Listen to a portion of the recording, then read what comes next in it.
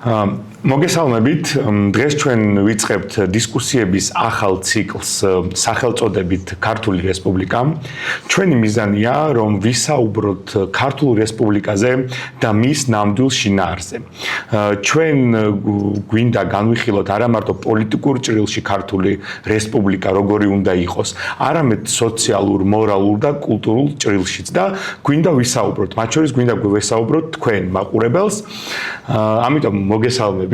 დღევანდელი ჩვენი პირველი გადაცემის სტუმარია არქიმანდრიტი დოროთე ყურაშვილი. მადლობა პირველ რიგში მობრძანებისთვის, ჩვენთვის ძალიან დიდი პატივია. მინდა რომ ჩვენი დისკუსია გავხსნათ, რა თქმა უნდა, სახარებით. იონეს სახარებაში მერვე თავში ხვდებით ესეთ ფრაზას. შეიცნობთ ჭეშმარიტებას და ჭეშმარიტება გაგათავისუფლებთ თქვენ. ქრისტიანობისთვის თავისუფლების იდეა არის ფუნდამენტალური და ალბათ ერთ-ერთი მთავარი პრინციპი, რადგან ქრისტიანობა დგას. და ეს არ არის, რაღაც პოლიტიკური კატეგორია, არამედ სულიერებისა და მორალის და კულტურის კატეგორია ქრისტიანობაში თავისუფლება. საინტერესო ის არის, რომ ჩვენ ქუჩაში გავაკეთეთ გამოკითხვა, რომელიც ეხებოდა იმას, რომ ჩვენ მოქალაქეებს ვკითხეთ, რომელი ქვეყანა არის მათთვის, ასე ვთქვათ, ქრისტიანული ღირებულებების საქართველოს გარდა კიდე ერთი წარმომადგენელი. თავიდან გულწრფელად გეტყვით, რომ მეშინოდა, მეგონა, რომ ბევრი ადამიანი იტყოდა რუსეთს, რატომღაც ეგეთი ხო არ იმუშავა თქო ესე პროპაგანდა, მათ შორის ჩვენ ქრისტიანულ მორალზეც, რომ ქართველების დიდ ნაწილს ეთქვა, ამაზე პასუხი რუსეთია ქრისტიანული ყველაზე რაღაც ღირებულებითი ქვეყანა, ხო და აღმოჩნდა, რომ უმრავლესობა ადამიანების ამბობს საბერძნეს და მათ შორის იყო პასუხები ევროპის სხვადასხვა ქვეყნები ასევე, რაც ძალიან საინტერესოა. ხო და ამასთან დაკავშირებით პირველი კითხვა მაქვს ასეთი. როგორ ფიქრობთ, რა ხდის ერს ნამდვილად ქრისტიანულად?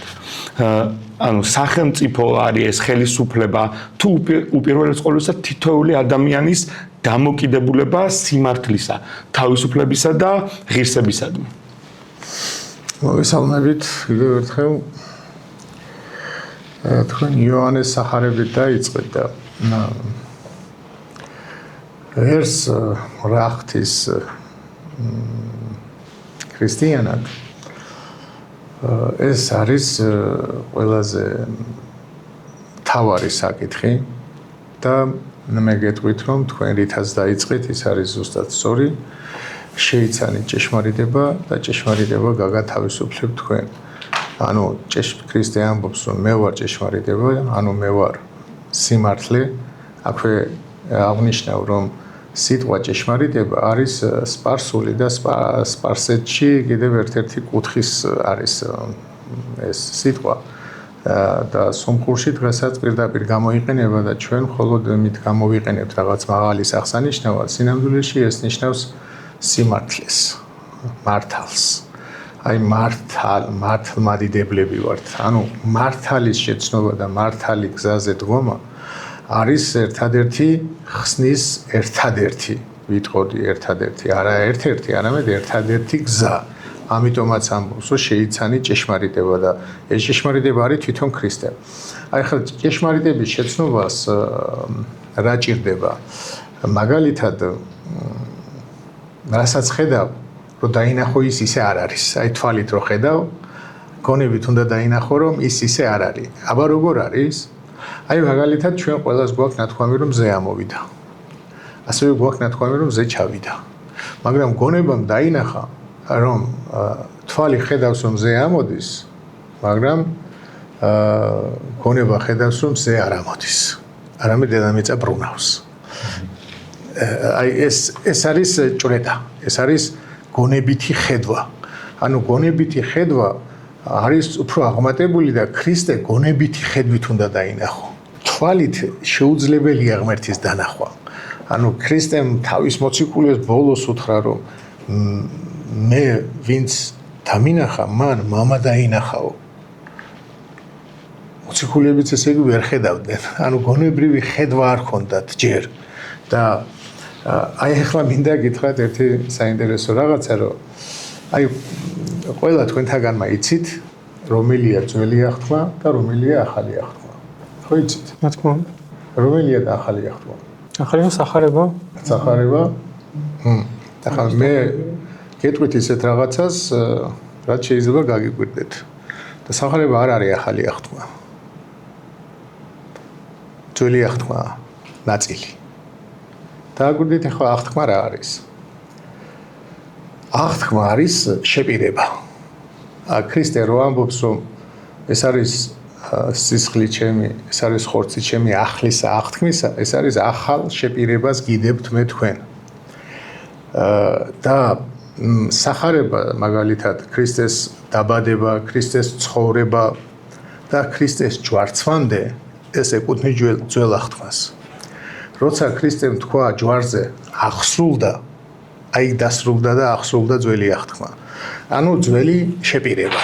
ახლა ძველი შეპირება რა იყო? სახარება რითი იწყება, რომ ა ブラ ამმა შვა ისააკი, ისააკმა შვა იაკობი და ასე შემდეგ, მარიამამდე და ძველი შეპირება იყო დაიბადებოდა მხსნელი, რომელიც იხსნიდა მის ერს.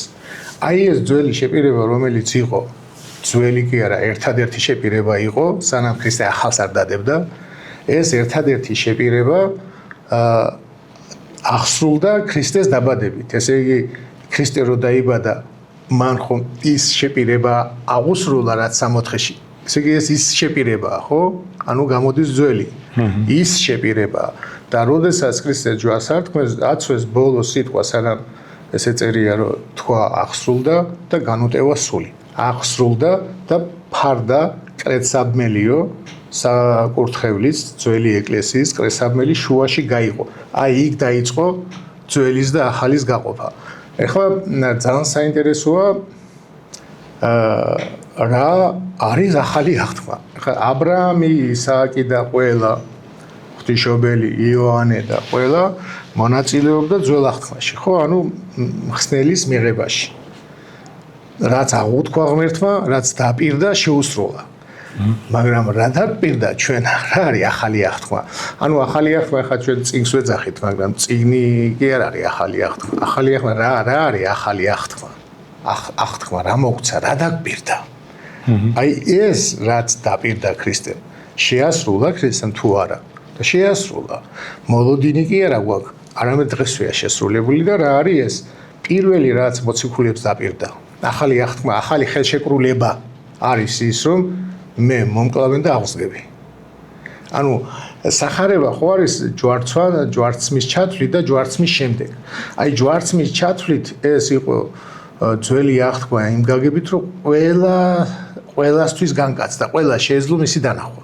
მაგრამ აღსდგა არა ყველასთვის, არამედ იმისთვის, ვისაც მისი სწამდა. ამიტომ სახარება, აღდგომის სახარება ეს უკვე ახალი აღთქმაა. ეს არის ის ახალი დაპირება. დაპირდა, აღსგები, აღსდგა.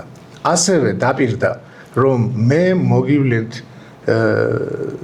სული წმინდას, რომელიც მამისაგან გამოდის. და მოულინა 50 დღეს გადმოვიდა მოციქულებზე და დაგვიტოვა თავისი სისხლი და ხორცი. ეხლა ნათლობა როგორ იყოფა? დააკვირდით ნათლობა რა არის? ამას იმიტომ ხსნი, რომ აი ჩვენ გავარკვიოთ მონაწილეობ თუ არა ახალ აღთქმაში. თუ ისინი ძველ აღთქმაში მონაწილეობდნენ და მიიღეს ის დაპირება, ჩვენ რამდენად მონაწილეობთ ახალ აღთქმაში. როდესაც კაცი ინათლება, პირველი ესეთი ის არის, რომ შეუდგები ქრისტესა, იკითხებიან. შეუდგები ქრისტესა ამბობს. და წამს იგი და ასე შემდეგ. ანუ ნათლობა იყოფა ორად. პირველი ნაწილი ნათლობის არის სამგზის წყალში შთაფლა. ეს არის სიმბოლო, რომ ის ადამიანი ქრისტესთან, ქრისტეს გულისწვით სკვდება და სამგზის, იმიტომ რომ 3 დღე იყო საფლავში. და ძველი კაცი კვდება და იბადება ახალი. ორი ადამი არსებობს. ერთი ადამი არის ყველა ჩვენთაგანის, შავკანიანის, თეთრკანიანის თუ რაკანის არ უნდა ქონდეს, ყველა ადამიანის მამა არის ის ადამი, რომელიც 60-დან გამოდევნეს. და ის ყველას მამაა. მაგრამ მეორე ადამი, რომლისგანაც ჩვენ ვიბადებით, არის ქრისტე. და ქრისტე ყველას მამა არ არის. ქრისტე მამა ხდება შენი არჩევით. შენ თუ ირჩევ, ის ხდება შენი მამა. და ჩვენ ადამიანს ხო არ ვირჩევთ, მაგრამ აქ არჩევანი გვაქვს. თუ ავირჩევთ ქრისტეს, ქრისტე ხდება ჩვენი мама, ანუ მეორე ადამი. აი აქ ჩვენ ქრისტეს შვილი ხვდებით, ვიბადებ. ანუ ყოველი დაბადებული სულით არის ისეთი მკვდარი, როგორიც ადამიანის სული მოკვდა. სულის სიკვდილი არ ნიშნავს გაქრობას, როგორც აი ხორცი ქრევა, ესე არ არის. სულის სიკვდილი არის ღმერთსმოშორებულობა. და ყოველი ადამიანი რო იბადება, მისი სული არ არის ცოცხალი. ის ცოცხალია, მაგრამ იმ გაგებით რომ ღმერთ შეერთებული არ არის. ღმერთ შეერთებული სული მარტო დაიბადა ქრისტე. ქრისტე დაბადებიდანვე, ანუ ჩასახვიდანვე ღმერთ შეერთებულია. და ამიტომ ვამბობ ჩვენ რომ უცოდველად დაიბადა, იმიტომ რომ ცოდვა ერთადერთი არსებობს ღმერთსმოშორება. და ქრისტე არ იყო ღმერთსმოშორებული, მაგრამ ხორცი დაიტოვა განგებით ის იმ მდგომარეობის, რა მდგომარეობისას იყო ადამიანის ხორცი გამოდევნიდან. ანუ მოკვდავი, რომლის მოკლა შესაძლებელი იყო. ეს განგებით დაიტოვა, თორე ისის განხრობელი იყო, ღმერთ შეერთებული იყო, მაგრამ განგებულებით დაიტოვა ის მდგომარეობა, რა მდგომარეობაც ადამიანს ჰქონდა. ხო და აი ახლა ქრისტეს ნათლობაზე, ქრისტეს სახელით რომ ქრისტე არის სიტყვა ღვთისა. ჩვენ ჯერ უნდა მივიღოთ სიტყვა ღვთისა და უნდა გავყვეთ მას, შეუდგებით მას, მოვკვდებით მისი გულისთვის და წყლიდან რო ამოვდივართ, უკვე ვართ გაცოცხლებულები. ცოცხალია სული და ამ ცოცხალ სულზე გადმოდის სულიწმინდა. სულიწმინდა ღმერთი და ადამიანი ხდება ღვთის სამკვიდრებელი. ეხლა ზიარება რა საჭიროა? ზიარება არის ღმერთ შეერთებული ხორცი და ღმერთ შეერთებული სისხლი. ადამიანი რადგან ცხოვრობს, ადამიანი შეიძლება ისევ მოკვდეს. მიუხედავად იმისა, გაცოცხლდა, სიკვდილი შეიძლება. საერთოდ უკვდავი, ანუ ღმერთს მოუშორებელი ბუნება არა აქვს ანგელოზებსაც. დღესაც ანგელოზებს შეუძლიათ რომ მოშორდნენ ღმერთს ისე როგორც წინა ანგელოზები მოშორდნენ, ხო? რაც ეშმაკად იქცა. დღესაც არა აქვს მათ ბუნება დაუცემელი. მათ ნება აქვთ დაუცემელი. და ჩვენი ნება რამდენად იქნება დაუცემელი ამ ცხოვრებაში, იმდენადვე არ მოკვდებით, ან მოკვდებით. და ზიარება არის ღმერთ შეერთებული ხორცი და სისხლი, ღმერთს, ანუ ძე ღვთისა, რომელიც შეიერთა, აი ეს გვჭირდება ჩვენ ყოველკვირეულად და ძველი ქრისტიანები კვირაში სამჯერ ეზიარებოდნენ და რატომ? იმიტომ რომ ჩვენ ხორციელადაც შევძლოთ ვიმოქმედოთ ისე, როგორც უნდა მოქმედებდეს ცოცხალი ადამიანი, ქრისტეს მსახური და სულით ჩვენ სულით უნდა განნათლდეთ მხოლოდ და მხოლოდ ქრისტეს სიტყვით. თუ ჩვენ ქრისტეს სიტყვას არ მიუახლოვდებით, ჩვენ მარტო ზიარებით ვერ გადავრჩებით. მიუხედავად იმისა, ის არის ღმერთ შეერთებული, მაგრამ თუ ჩვენ ქრისტეს ცნობიერად შევიცნობთ და სულიწმინდა ქრისტეს სიტყვებს განგვიმარტავს. სულიწმინდა, რომელიც ჩვენზეა გადმოსული, ის გვასწავლის ჩვენ ყოველივეს, რაც ქრისტემ გვითხრა. ძე, რასაც ამბობს, ანუ ძეს მეორენაირად ხო იოანე ეძახის, თავდაპირველად იყო სიტყვა. აი ეს სიტყვა ძალიან მნიშვნელოვანია. სიტყვა, რომელიც ჩვენში შემოდის, თუ სულიწმინდა ჩვენში არ არის, ჩვენ მაგას ვერ გავიგებთ. ამიტომ არის რომ პავლე მოციქული ამბობს, ეს ძალიან საინტერესო და მნიშვნელოვანი ადგილია, სადაც პავლე მოციქული ამბობს, რომ კორინთელებმა მოთხოვეს წერილი რა ხშირად მოგწერეო. და პავლე მოციქული შენიშვნას აძლევს, რომ სული მოგეცითო. სულიწმინდაზეა საუბარი. და წიგნს ითხოვთო? ადრე ძველ ქართულად წერილს წიგნი ერქვა. ანუ წიგნი მიწერა, ესე იტყოდნენ. და ამიტომ წერია ძველ ქართულად წიგნი და ახალ ქართულად წერია ასო კლავს, სული აცოცხლებს. პავლე მოციქული ამბობს, ანუ წიგნი კლავს, წიგნის კითხვა კი არ კლავს. ანუ წიგნს არ შეუძლია ადამიანი გააცოცხლოს სულის გარეშე. ანუ ქრისტე რო ეუბნება მოციქულებს, ის მოვა და გასწავლით ყოველივეს, ნიშნავს რომ ის გაგაგებინებთ ყოველივეს, ის შეგამეცნებინებთ ყოველივეს, რაც მე გითხარით, რაც იქ წერია.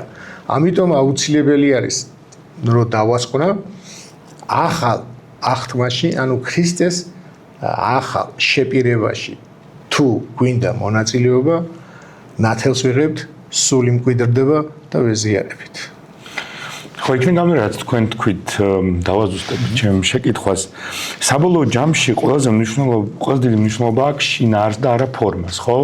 ზუსტად ეს შემიძლია დავასკვნა საბოლოო ჯამში და თქვენ როგორ განმარტავთ ამ შინაარს, ანუ ამ თავისუფლების, ქრისტეს მიღების ზოგადად ჯამში შინაგან დონეზე ეს როგორი უნდა იყოს, ანუ ფორმაზე მეტად ის რომ მნიშვნელოვანია შინაგანი რწმენა და მოქმედება, აი ეს რამდენად უპირატესია ქრისტიანულ რელიგიაში.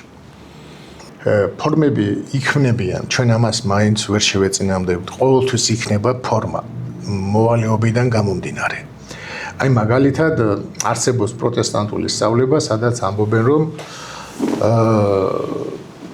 მოძღვარი არ არის საჭირო, ერთია მოძღვარი ქრისტე და აი შენ სახარებას აიღე ბიბლია, წაიკითხე და შენ და ღმერთი. ეს და შუამავალი საჭირო არ არის, ანუ შენსა და ღმერთს შორის გეუბნებიან, შუამავალი არ არის საჭირო. შენ მეუახლოვდი თვითონ. და ეს ამ სწავლებას ეს ახლა მე-20 საუკუნეში და მე-19-ში შეიძლება რაღაცას ეთქვა, მაგრამ ის ბიბლია რო გააქვს საერთოდ. ის ხო შუამავლების დაწერილია პირველ რიგში. ის რო დღემდე ვინ მოიტანა, მე ხშირად ხოლმე ვეკითხები ესეთ ცოტა არასწორი სწავლების მქონე ადამიანებს, რამდენი სახარება არსებობს და მეუბნებიან 4. და მე ვეუბნები 4 კი არა, სახარება უამრავლია. სახარება არსებობს თომასის, სახარება არსებობს პეტრესი, სახარება არსებობს ნიკოდიმოსის და იუდასი და ასე შემდეგ. და რომელიც ეკლესიამ დაადგინა, რომ ეს არ არის მისი დაწერილი და ეს არ არის სახარება, ეს არის აი როგორც მაგალითად რომელიღაცა უცხო ქვეყანა გამოუშვებს ფეხსაცმელს და იტალიას მიაწერს, რადგან იტალია არის ფეხსაცმელებში ცნობილი, ხო? აი ამიტომ ვიღაცა დაწერდა რაღაცას და იტყოდა, რომ ეს არის თომას სახარება, თომას სახელს მიაწერდა და მე ასე არ ვცელებდნენ. ამიტომ ეს დააზუსტა ეკლესიამ, ანუ შუამავლებმა დააზუსტა. და ყველაზე მთავარი ქრისტე შუამავლები დაგვიდგინა. ჩვენ რომ ქრისტე მივიღოთ, ამისთვის აუცილებელი იყო პავლე, პეტრე, ანდრია. რომ ანდრიას მეშვეობით უნდა მიგვეღო ჩვენ ქართველ ერს, ხო? ქრისტე და შუამავლებმა დაწერეს სახარება. და ამიტომ შუამავალი ეს ქრისტეა, რა თქმა უნდა, კაცსა და ღმერთს შორის ქრისტე კაცია შუამავალი, უმთავრესი, მაგრამ ქრისტეს შუამავლები ჩვენ ეკლესია არის. ამიტომ აუცილებელი არის ახლა დღეს მე რატო ვარ უფრო აი დღევანდელი მოვლენებით თუ შეიძლება ჩავთოთ ამაში, რატო ვარ ესე შეწუხებული და ასე ხმამაღლა, ნუ საფრთხეც კი შემექმნა რაღაცებში, მაგრამ არ მადარდებს, იმიტომ რომ ეკლესია, რომელიც ამდენი საუკუნეა გვაქვს და ვინ არჩუნებთ ქრისტეს და ქრისტეს ეკლესიას, დღეს ამ ეკლესიას ხალხი მოშორდა.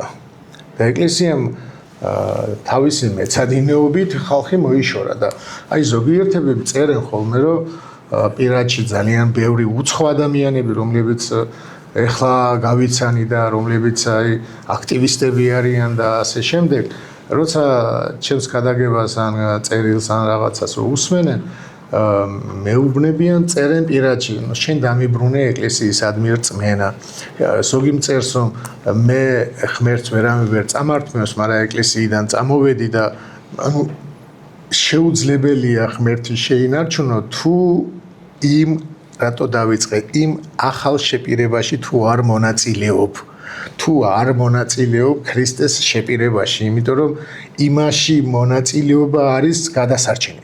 სხვანაირად ვერ გადავრჩებით, ვერ შევინარჩუნებ ღმერთს, იმიტომ რომ ადამიანი არის დაცემადი და როცა ქართველი ხალხის უმეტესი გონიერი ნაწილი თან, გონიერი ნაწილი, არა ისეთი მორწმუნეები, რომლებსაც ყველაფერი სწამთ.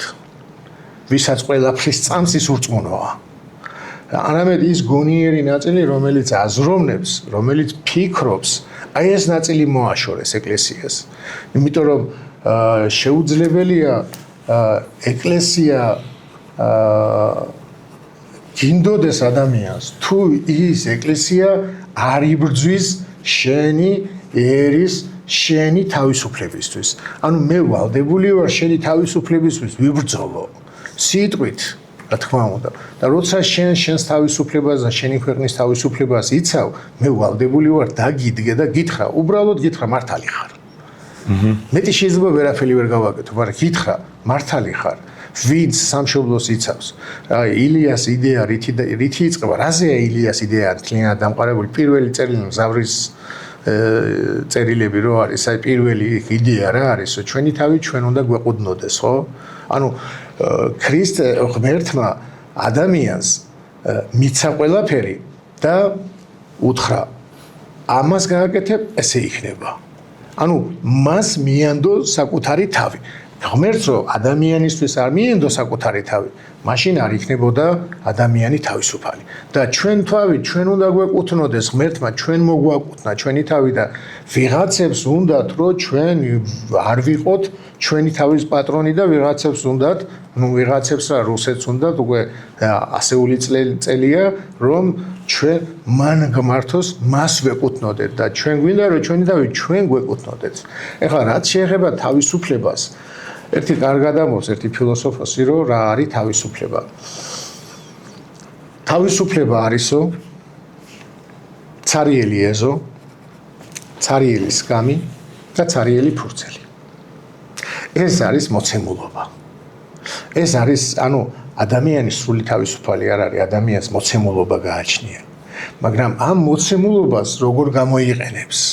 მაგაზეა დამოკიდებული მისი თავისუფლება.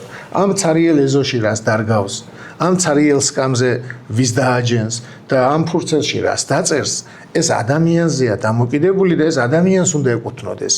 და შეიძლება აქ შეეშალოს მას და თავისი თავი რაღაც იმაში შეიყვანოს უფრო დამოკიდებულებაში რაღაცაზე, ხო? აი ბევრი ადამიანია დამოკიდებულია, ის უკვე თავისუფალი ხო არ არის და მონაზნობა ზუსტად ის არის, რომ რაც შეიძლება ნაკლებად დამოკიდებული იყო.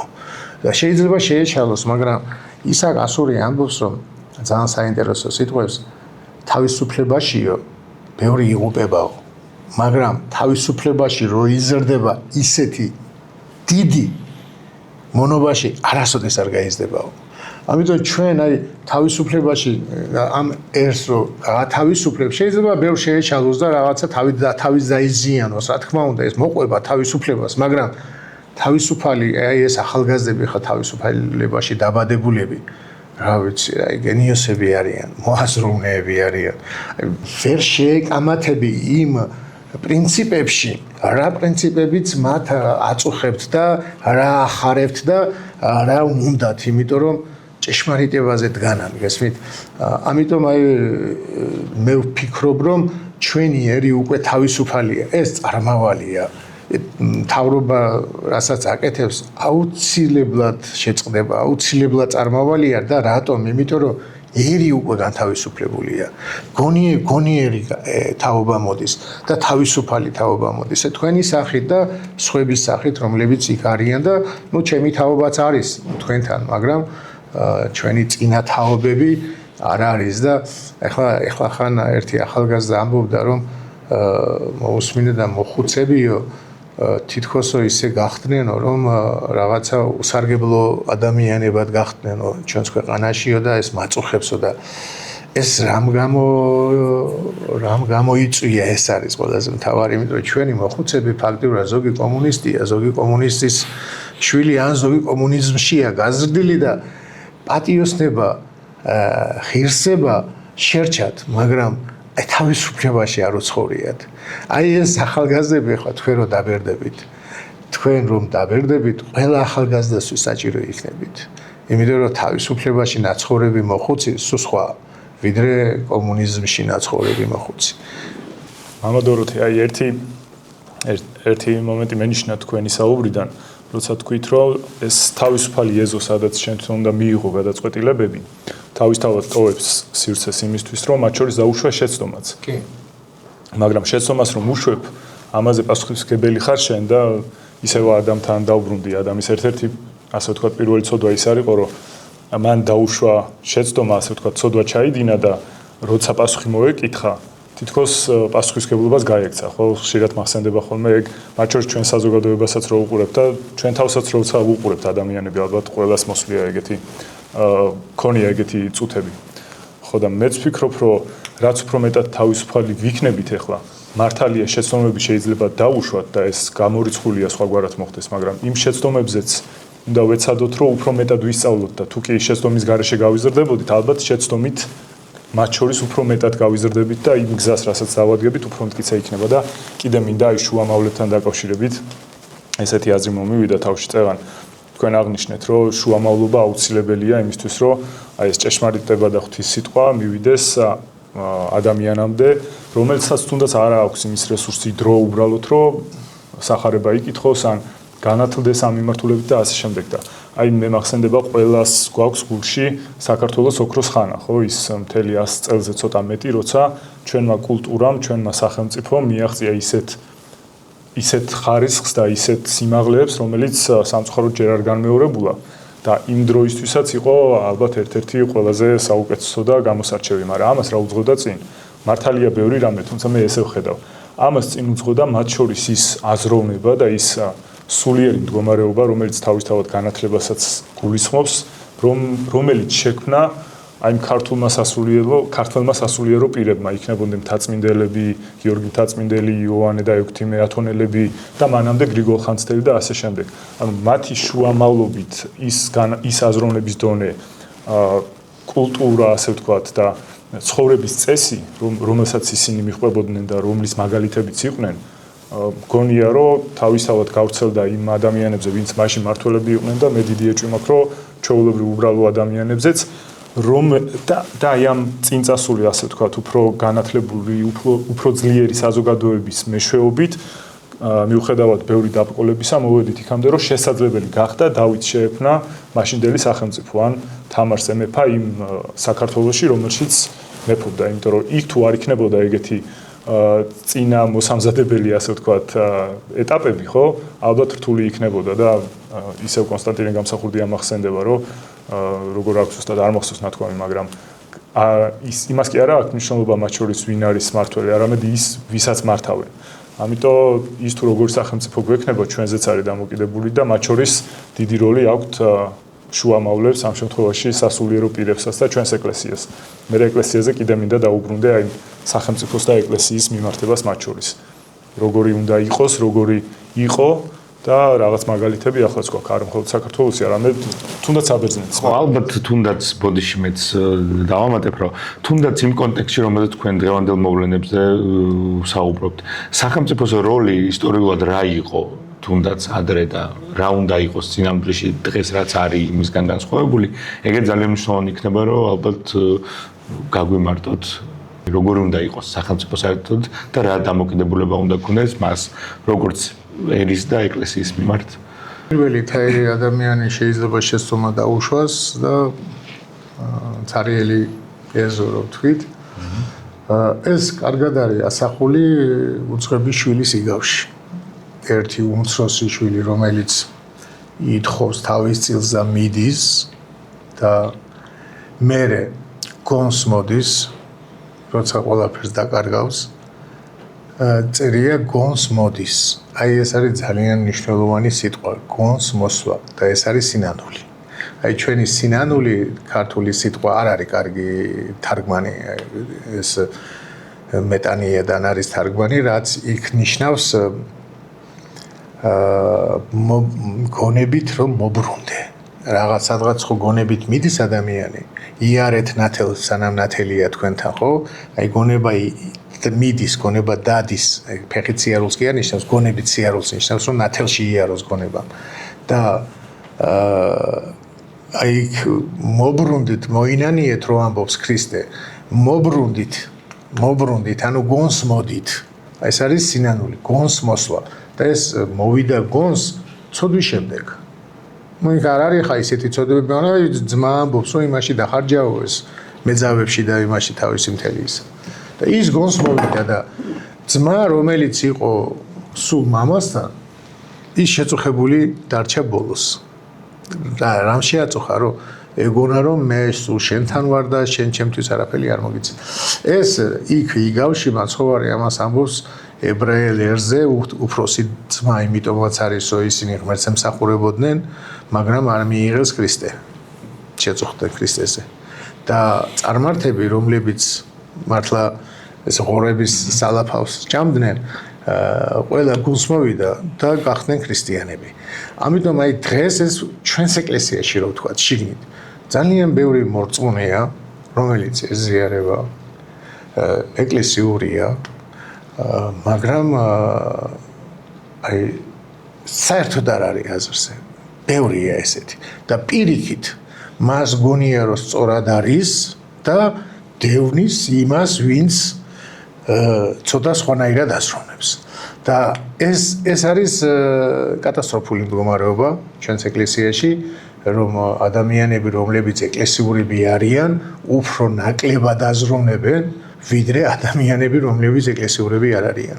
ანუ ეკლესიამ მოახერხა, ვერ მოახერხა ადამიანი ღმერთთან ცნობიერებით რომ მieყვანა, ქრისტეს ცნობიერება რომ მიეცა და უბრალოდ ეკლესიამ კომუნისტების დროს ხო იცით რომ უნდა გეწირა, უნდა გელოცა და არ უნდა გეხადაგა. ანუ ჩვენს ეკლესიას შერჩა მსახურებები და აი მაგალითად ვიღაცას რო ასწავლო გიტარაზე ან რაღაცაზე ეს ნოტები როგორ არის, მაგრამ ისმენა რო არ კონდეს და იმას უკრავს, მაგრამ საშინელია მისი ხმა, ხო? აი ესეთი რაღაცა როგორც კი ხმას ამოიღებენ, ნოტები იციან, ეზიარებიან, კარგად იმაშვებიან, მაგრამ საერთოდ ახლოს არ არიან ქრისტესთან.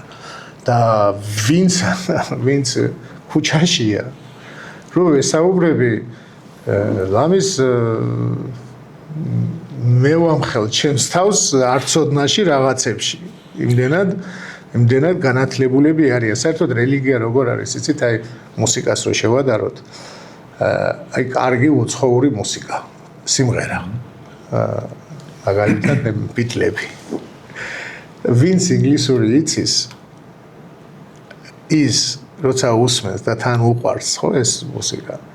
ის უფრო მეტად კბება, ვიდრე მე, რომელმაც ინგლისური არ ვიცი, მაგრამ მომწონს ეს მუსიკა და მუსიკალურად უსმენ, სიტყვის ჟღერადობას უსმენ, შინაარსი არ ვიცი. მაგრამ ვინც შინაარსი იცის, იმას შეიძლება ატირდეს. ის ატირალი სიმღერა იყოს და ატირდეს. ან ომში წავიდეს. ხო? მაგრამ მე ვერ წავალ ომში. იმიტომ რომ მე არ მესმის ის რას მღერის, ხო? ამიტომ მე ჟღერადობით მომწონს ის და ვიღაცას მოწონს მისი შინაარსი ჟღერადობასთან ერთად. ამიტომ ეკლესიაში არიან რომ ჟღერადობით მოწონთ ქრისტიანობა, ანუ ფორმით მოწონთ. ცერემონიალური გახდა ფაქტობრივად, რაც ქრისტე თვითონ ებრძოდა, ასე ვთქვათ, რის გამოც სიტყვის თქმა დაიწყო და ხალხისთვის რის თქმაც უნდოდა მისი, ასე ვთქვათ, მოღვაწეობის დროს, ზუსტად ის საპირისპირო იყო მაშინ, თუნდაც ცერემონიალური მღვდელმსახურება, ხო, ნებისმიერ შემთხვევაში, მაგის ანუ ეკლესია როგორც მხოლოდ ცერემონიალური ინსტიტუტი და არა შინაარსობრივი ინსტიტუტი, რაც ქრისტიანობამ ზუსტად ის უნდა მოიტანოს, ხო, ალბათ, ეგ არის მთავარი განსხვავება. კი, აი მე ჩვენ სახარებას ვაკეთებთ.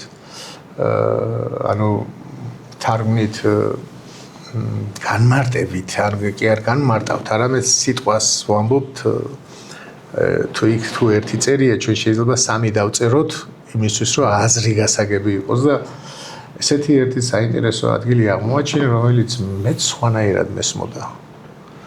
და გაოგნებული ვიყავი ეს თურმე რას ნიშნავს, აი როდესაც მაცხოვართან მიდიან ფარისევლები და საყვედურს აძლევენ მოციქულებს თქვენი მოძღვარიო რატო ჭამს და სვამსო იმათანო მეზვერეებთან და მებაჟეებთან და ქრისტე ეუბნება ესე ძალიან საინტერესო სიტყვას წადით და ნახეთ რას ნიშნავს წყალობა მნებავს და არა მსხვერპლი ეს როგორ გაიგებოდა ხა მე როგორ მესმოდა რომ მე მინდა რომ თქვენ შეგიწყალოთ და არა თქვენი დაღუპვა ესე მესმოდა სამწუხაროდ ესე განმარტავენ ბევრი ესე განმარტავს მაგრამ თურმე ამას არ ნიშნავს მე იმას პარალელებიც აქვს და რომ გადავედი იმ პარალელებზე, ერთ-ერთი წინასწარმეტყველი ეუბნება ებრაელებს. ანუ ძველ აღთქმის ხალხს. საძაგელია თქვენი მსხვერპლი. მე სიბნელეა უფლის დღე, ანუ დღესასწაული. ანუ თქვენი მსხვერპლს შეწირვა, ანუ მსხვერპლს შეწირვა რა არის? ცხოვრების წესი, შესაწირავი თავისთავად, ეს ყოვლა დასაწველი რაც იყო და ის რომ ეკლესიას ისინი არჩენდნენ და ასე შემდეგ და ანუ ღვთის სახლს უვლიდნენ, მაგრამ ღმერთს არ ღებულობდნენ. აი დააკვირდით როგორი საინტერესო ის არის რომ ეს ახალ ქართულად ახლა ჩვენ გასაგებ ენაზე რომ თარგმნოთ გამოდის ღმერთი ეუბნება მე არ მინდა თქვენი გარეგნული ცხოვრება გარეგნული წესები და არც თქვენი შესაწირავები მინდა მე მინდა თქვენი კეთილი განწყობა ჩემდამი აი ამას იმიტომ ეუბნება რომ ეს იქ იმ მომენტში მათე მახარებელი რომელიც მერე გახდა მახარებელი იყო მეზვერე და ქრისტე მოთხრა ადექი და გამომყევიო და გაყვა და მათეს სახში ჭამენ საჭმელს და მათე გაყვა მეზვერე გაყვა კეთილგანწყობილი იყო ქრისტეს მიმართებაში უთხრა გამომყევიო და გაყვა უცებ იმათ რამდენს ეუბნებოდა და არა და ისინი უბრალოდ ცხოვრობდნენ მეტ მსხვერპლს წირავდნენ მეტად პატიოსანი ფორმა ჰქონდათ გარეგნული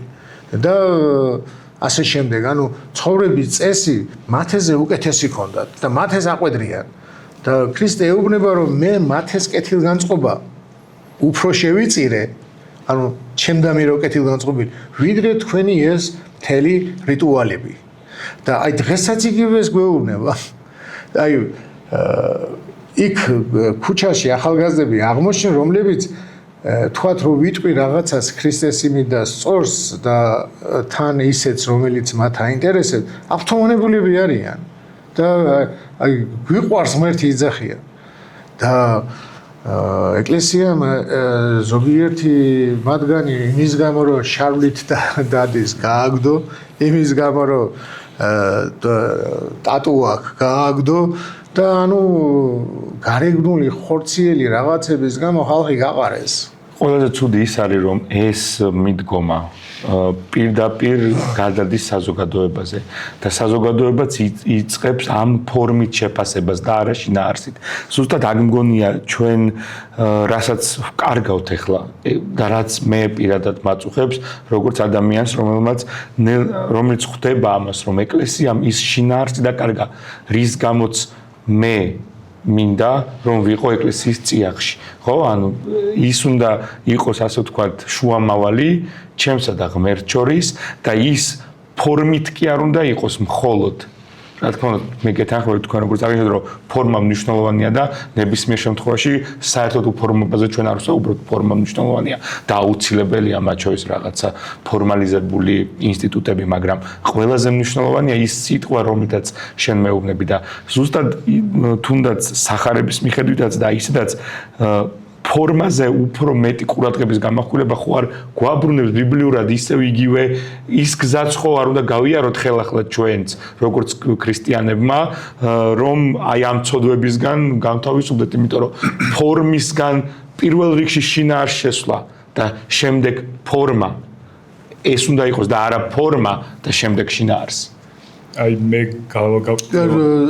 მართალი ბრძანდებით სიცოცხლით ჯერ არის შინაარსი და მე რეფორმა ანუ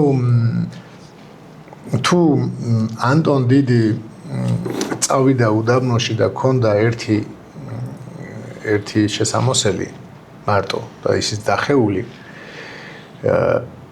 ეს იმიტომ რომ მას მეტად ღმერთი აინტერესებდა ვიდრე შესამოსელი მაგრამ მე ბერება რო დაინახეს ახლა ერთი შესამოსელი მქონდესო მაგრამ ღმერთის ინტერესი დაიკარგა აცვია დახეული მაგრამ ღმერთი არ აინტერესებს ანუ ფორმა გაუსწრო შინაარსს და ეს ყოველთვის დამღუპელია ფორმა უნდა არსებობდეს იარსებებს მაგრამ შინაარსის შემდეგ გვახსენებს ის ან ფორმის ერთ-ერთი მიზანი შეიძლება ეგეც იყოს რომ გაგვახსენოს შინაარსი არ უნდა ვაფასებდეთ ხო ფორმით არ შეიძლება ადამიანის შეფასება კი, ერთი კიდე რაც ჩემთვის ერთ-ერთი მნიშვნელოვანი კითხვაა და მინდა თქვენთვის თავიდან დამოსვა. ზოგადად პროექტში მინდა რომ მადლობა გითხრათ აი ამ პოზიციისთვის და ის რომ რაღაცა საუბრობთ ამ ყველაფერს და ჩართული ხართ ამ პროცესში, იმიტომ რომ ძალიან მნიშვნელოვანია ეს, რომ თქვენ მართალია აღნიშნეთ, რომ ძირითადად რაც ახალგაზრდებიდან, რომელიც რა თითქოს ეკლესიამ გარიყო.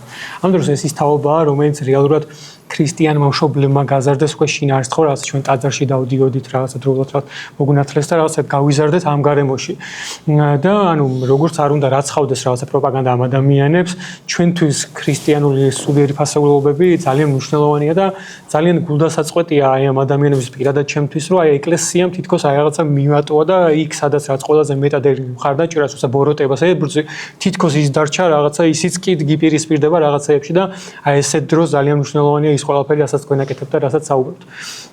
და ამავე ასე ვთქვათ იმის გაგრძელებას რო ვთქვათ, ერთ-ერთი რაზეც აპელირებენ ხოლმე რაღაცა ესეთ დროს, როდესაც ხელი აქტიურად რაღაც პროტესტში არიან ჩართული ახალგაზრდები, არის ის, რომ აი ჩვენ გვახსოვს ხო პავლე მოციქულის ეპისტოლიდან არის თუ არ ვცდები, რომ ყველა ძალაუფლება უფლისგან მოდის და უნდა დავემორჩილოთ მას. ხო? და აი ამით ამართლებენ რაღაც, რომ აი ზედმეტი პროტესტი და ხელისუფლების წინააღმდეგ ბრძოლა არ არის სწორი, თუმცა მეორე მხრივ რაღაცა გვახსოვს, რაღაც მათ შორის ივანე უფრო პირსაქვს პირდაპირ ნათქვამი, რომ თუ მეფე სამართლიანი არ არის, ხეცია და არა მეფე როგორც დაახლოებით ესეც სიტყვებია და მათ შორის ბასილიდისაც აქვს როგორც მახსოვს გავსი და აი სად გადის ეს ზღვარი რომ ერთის მხრივ რაღაცა ამბობს ხო რაღაც პავლე მოციქული რომ ძალაუფლება უფლისგან მოდის ეს რაღაცა ნიშნავს იმას რომ მასაკისრია პირველ რიგში პასუხისმგებლობა უფლის გზით მართოს თუ ანუ თუ რაღაც მართლა უსიტყვო მორჩილებაზე გადის აი თქვენ როგორ ხედავთ და როგორ უყურებთ ამ საკითხს საერთოდ აი ძალაუფლება უფლისგან მოდის ეს ძალიან საინტერესო ის არის ბასილი დიდი განმარტავს ამას და ესეთ რაღაცას ამბობს რომ ერარქიულობა მოდის უფლისგან ანუ ვიღაცა რო წინამძღვარი უნდა იყოს აი ნებისმიერი ჯგუფი ვიღაცა წინამძღვრობს ეს არისო უფლისგან უფალმა ესე განაგო რომ ვიღაცა მეფეა ვიღაცა გლეხია ვიღაცა თავადია ეს უფლისგან არის, მაგრამ ეს არ ნიშნავს, რომ ყოველი ხელისუფლება არის უფლისგან. ანუ თვითონ ხელისუფლება, ყველა ხელისუფლება კი არ არის უფლისგან. არამედ თვითონ ხელისუფლებობა არის უფლისგან, რომ ხელისუფალი უნდა იყოს. ახლა ჩვენ ეს ხელისუფალი ვიცით, რომ არც უფლისგან არის და არც ჩვენი ხალხისგან არის. ამიტომ არ გვინდა ეს, მაგრამ ეს რო შევცვალოთ, ჩვენ მაინც რო ხელისუფალი უნდა გყავდეს. აი ეს არის უფლისგან. ანუ ის რო ხელისუფალი უნდა არსებობდეს, უფროსი უნდა არსებობდეს და უმცროსი უნდა არსებობდეს, ეს უფალმა დაუშვა, ვიღაცა უფროსია, ვიღაცა უმცროსია.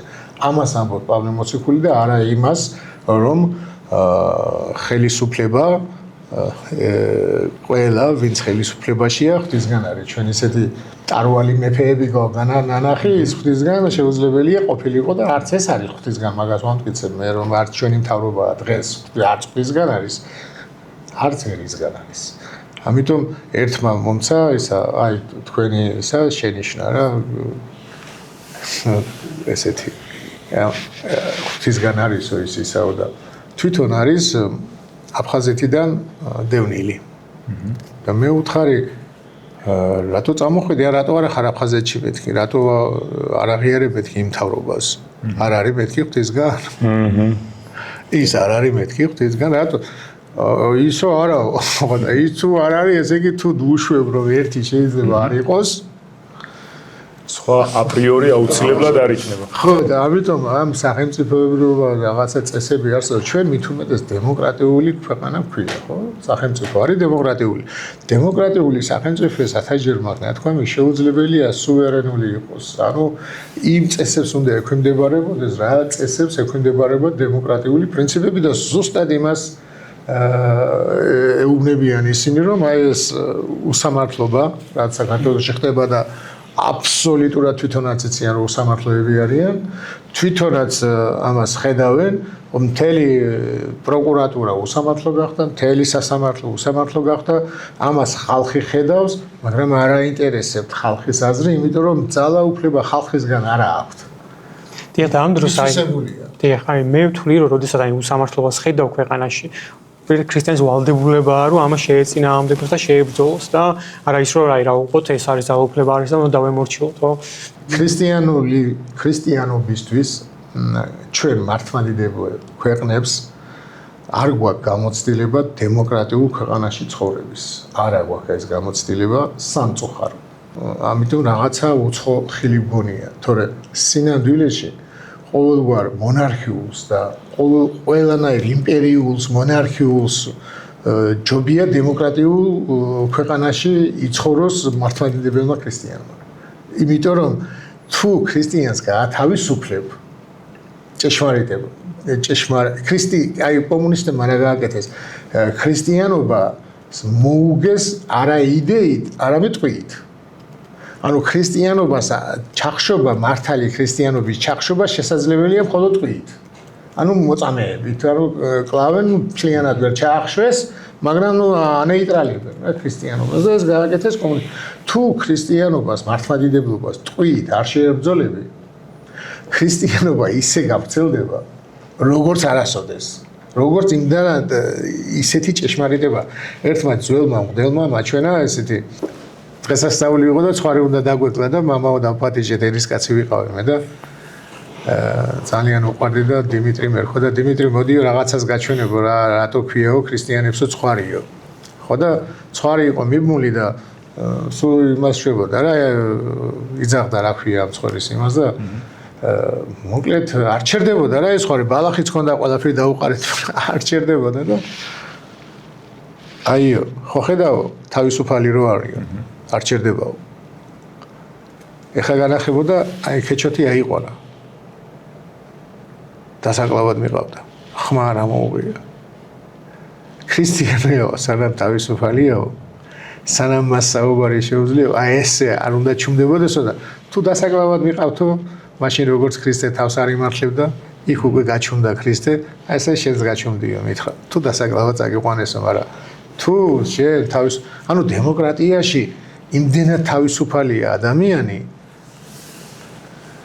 აქ ქრისტიანობა იქნება როგორც თევზი წყალში ეს არ უნდა ზუსტად იმას ეს არ უნდა იმიტომ რომ დემოკრატია არის სიტყვიერი წინააღმდეგობები თავისუფალი სიტყვა ნიშნავს იმას რომ თავისუფალ სიტყვაში შენს თავისუფალი ხარ მეც თავისუფალი მე თუ ჭეშმარიტი სიტყვა მაქვს და თავისუფლად მათქმევინებ აუცილებლად დაგამარცხებ კი დაგამარცხება რა თქმით არა სიტყვით ჩვენი იარაღია და არც მე შენია რომ ამ ბრძოლას შემოვიდე იმიტომ რომ ვიცი რომ ეს არის სწორი გზა და კი და აქ ეს ასე ვთქვათ ესეც ამოკრეფილი მქონდა წინასწარ იოანეს სახარებიდან უთრამას იესომ თუ ცუდად თქვი მიჩვენე ცუდი და თუ კარგად რატომ გამცემ კი ბატონო აი ეს არის მათ შორის ჩემი ერთ-ერთი მნიშვნელოვანი მომენტი ესეც ის არის აი ესეთი რაღაცას ამბობენ რომ ქრისტემ ხო თქვა რომ ერთ ლოყაზე გაგარტყამი მეორე მიუშვირითო იქ ლოყაზე ურტყავს ქრისტეს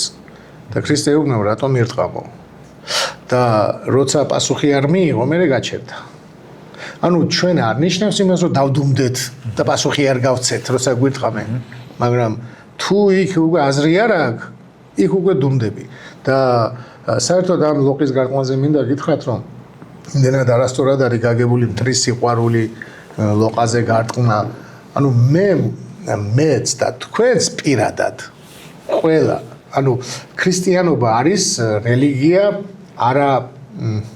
არა საჯარო არამედ პიროვნული ანუ საჯარო არა პიროვნული ანუ საჯაროდ ვერ ემსახურება პიროვნება ემსახურება და ეს პიროვნებები ხდებიან მერე საჯარო და ქრისტიანობა არის ქრისტე მეუბნება მე მეუბნება და მე უნდა გავიგვეს ჩემთვის. აი მაგალითად გიყვარდეს მტერი შენი, მე უნდა დოროთე შევიყვარო ჩემი მტერი, მაგრამ არა შენი მტერი. მე როცა გამარტყამენ, მე უნდა დავითმინო, მაგრამ შენ რო გირტყამენ, მე უნდა დაგიცვა. აი ქრისტეს აქ იოანეს სახარებაში მოგწონს ეთყობა იოანეს სახარება და მეც და ყველას მოწონს იქ არის ძალიან მნიშვნელოვანი ადგილი რომელიც არც ისე ხაზგასმულია ხოლმე სწავლებებში ორ რაღაცაზე ეუბნება უმთავრესად აი მე-16 თავებში ლოცვა რო არის ქრისტეს ლოცვა იქ ამბობს რომ მამისადმი ლოცვა ანუ მე უმთავრესი საქმე გავაკეთეო ანუ ხო რა იყო მესიის მისია ის რომ მე შენი სახელი მამას ეუბნება განუცხადეო. ანუ ღმერთი განგვიცხადა ვინ არის და განუაცხადეო ვინ არის ის ვინ შენ მოავლინეო. და მე აი როგორი ის არის რომ აი რა გააკეთა ქრისტემ ისეთი რაც მამის წინაშე უნდა ეთქვა რომ მე ეს გავაკეთე. აი მე გავაკეთე. ეს რა არის იცით ვინც შენ მომეცი არც ერთი არ დამიყופია. ვინც შენ მე მომეცი ყველა ცოცხალი ყველა ჯამთელი და შენი სახელი მწოდნეს ტოვებ აქ და გევედრები რომ აქ დაიცვა კი არ გაიყვანო არამედ აქ დაიცვა დააკვირდით გარდა ძე წარწმენდის ანუ იუდაზე ამბობს ნუ ვერ უშველეო იმიტომ რომ დაღუპვის ძე არისო და წარმოიდგინე ახლა ქრისტე როცა ქრისტეს დასაჭერად მოდიან და ქრისტე უნება ვისეძებთო და იესოსო მე ვარო ესენი გაუშვითო დაგვიდი ახლა როგორ ზრუნავს ქრისტე იმადზე ვინც მას მიცა მამა მე არ ვიზრუნო ხალხზე მე თქვენზე არ ვიზრუნო მაშინ ვინ ვარ მე ჩამაბარა ქრისტემ თავისი სამწყსო აი თქვენ ხართ ქრისტეს ჩემი კი არა ხართ მაგრამ მე ჩამაბარა ხო ვიღაცა თქვენგან აი გიორგი ჩამაბარა მე ამაზე არ ვიზრუნო მე არ უნდა უთხრა ქრისტეს რომ ქრისტე ვინ შენ მე ჩამაბარე მე დავიცავი როცა ამას ცემე როცა ამას კლავე და ის ხალხი ვინც იქ დგას ვამბობ რომ 80%-ზე მეტი ქრისტიანია ასე რომც არ იყოს ქრისტიანი მაინც უნდა დავიცვა მაგრამ მე როგორც მღვდელი ვამბობ რა როგორც ეკლესიის შვილი ეკლესიის მოძღვარი მე ის ვალდებული ვარ ისო დავიცვა სახელმწიფომ ყველა უნდა დაიცვას რა თქმა უნდა მაგრამ იმათ ყველას ყავს კიდე თუ არ არის მართლმადიდებელი ხო ყავს თავისი ვინც უნდა დაიცვაზე იმათმაც უნდა ამოიყვან ხმა იმათმაც უნდა დაიცვან ხო ეს მუსულმანი იქნება თუ სხვა რელიგიის წარმომადგენელი იმათი შვილებია ხო იქ ვიღაცები ვინც დგანან კიდე მარტო მართლმადიდებლები არა ვართ ამის თქვა მინდა მაგრამ თქვენ რომელიც იქ გახარ და არ უნდა ვთქვა ნუ აკეთეთ ხალხო ამას ნუ აკეთეთ ნუ ხართ ესეთი სასტიკები ამას ვამბობ მე არაფერს ისეც არ ვამბობ ეს მოვალეობაა ჩემი ქრისტეს წინაშეა ქრისტე რამხელა რაღაცა ეუბნება ხო მამას რა ყველა დავიცავიო არც ერთი არ წარწმუნდებოდა და ყველა გაათავისუფლებოდა თვითონ მიდის დიდი სიამოვნებით ჩავენაცვლებოდი მზია ამაღლობელს უბრალოდ არ არის ეგეთი კანონი იმ 2 წელი მე ჩავენაცვლებოდი ერთი კიდე კითხვა ხო ჩვენ გადაცემას თუ ქართული რესპუბლიკა ქვია და რა ზოგადად გვინდა ვიმჯელოთ როგორი სახელმწიფო გვინდა რა შეცდომები გვაქვს როგორც რაღაც სახელმწიფოს რა ხალხს დაშებული რა უნდა გამოვასწოროთ ნუ ოდესმე ეს ხელისუფლება შეიძლება და აი თქვენი ეს რა არის აი ეს პრინციპები რაც ახალმა ხელისუფლებამ მომავალში ან ზოგადად საზოგადოებამ თვითონ ჩვენგანმა უნდა გავითვალისწინოთ რომ იგივე შეცდომები არ დაუშვათ რა უნდა შევცვალოთ და ზოგადად რა უნდა იყოს კარგი ხელისუფალის მთავარი პრინციპები თუ ღირებულებები რასაც უნდა დაეფუძნოს მისი მმართველობა სიტყვის თავისუფლება რწმენის თავისუფლება ამ ორზე დგას დემოკრატია ამ ორს მარტო სიტყვით კი არ უნდა აკეთებდე მართლა საქმით უნდა აკეთებდე თავისუფლება და არ უნდა იდევნებოდეს არც სიტყვის გამო და არც რელიგიის გამო ამას თუ შეძლებს მით უმეტეს საქართველოში სულ ცხოვრობდა სხვადასხვა რელიგიის ხალხი ყოველთვის ცხოვრობდა და ყოველთვის მისაღები იყო მაგრამ დღეს რაღაც აი რუსული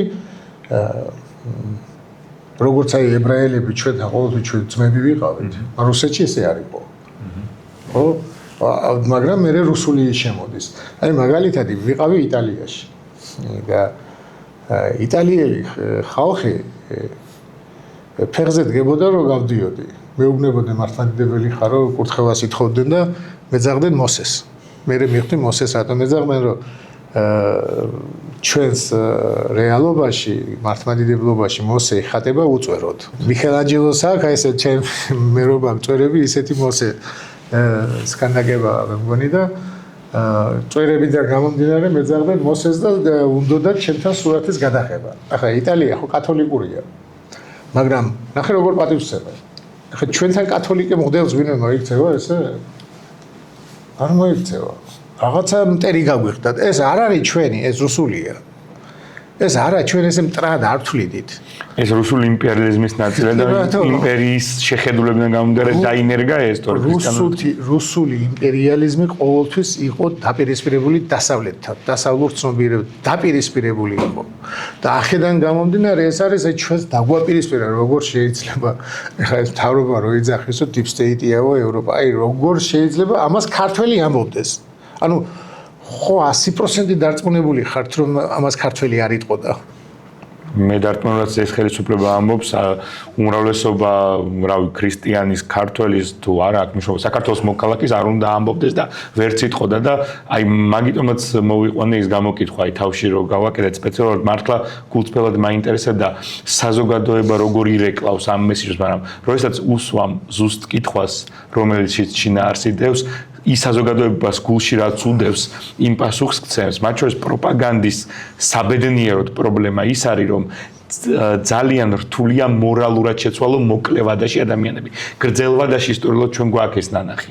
მაგრამ მოკლევადაში მე მაგიტომ ჯერა განსხვავებით რუსეთისგან, რომ საქართველოში შეუძლებელია დიდხნიანი ავტორიტარიზმის, დიდხნიანი ტირანიის დამყარება რუსეთისგან განსხვავებით, რომ ჩვენ კიდევ მორალურადაც სხვა ღირებულებებზე ვართ, იმ კუთხით რომ ჩვენი ისტორია მათ შორის რწმენის ნაწილში და ბრძოლა როგორც ქვეყნისთვის და რწმენისთვის განსაკუთრებულად განსხვავებული გვაქვს გამოვლილი და არ ვიცი ხა გენეტიკურად თუ სულიად არ ვიცი ხა როგორ დავარქვას რაღაც მეცნიერული კატეგორია ჩემს ამას არ აქვს მაგრამ მე ვგრძნობ როცა იმ ადამიანთან მათ შორის ვისთანაც შეიძლება განსხვავებული აზრი გქონდეს მათ შორის იმის გამო რომ პროპაგანდამ მიიტანა სხვანაირად მასთან აზრი როცა დავსხდებით ვისაუბრებთ ჩვენ შეგვიძლია საერთო ენის პოვნა როცა ადამიანს ის შინაგანი რაღაცა მორყეული აქვს, მაგალითად აი მე რუსეთში ცხოვრობდი და სკოლის ასაკში განსაკუთრებით მომსწრა რომ იქით ამ ხარეს ვერ ვხედავდი რაღაცას შინაგანს, იმიტომ რომ აი ამ საბჭოთა კავშირმა, მანამდე რუსეთის იმპერიამ თვითონ ადამიანები შეცვალა.